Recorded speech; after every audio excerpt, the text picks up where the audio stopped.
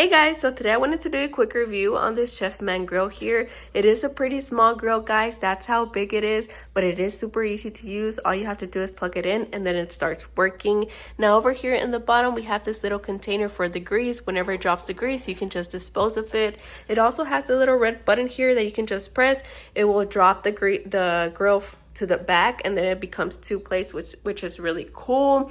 Also, if you're planning to do like red meat, like hot dogs, burgers, or things like that, it does splatter some grease on the floor. It did splatter some grease on my tile floor, so maybe take that into consideration. Maybe you want to cook it outside instead of inside. But if you're trying to do like panini breads or grilled cheese, then you can definitely do them inside. It is also super easy to clean. I've cleaned it up several times, so even if you see it a little bit on the dirty side, you can easily clean it up. But it's a really great grill, guys. It would just be like for more smaller portions because it's pretty small, but it's a great grill that I would definitely recommend.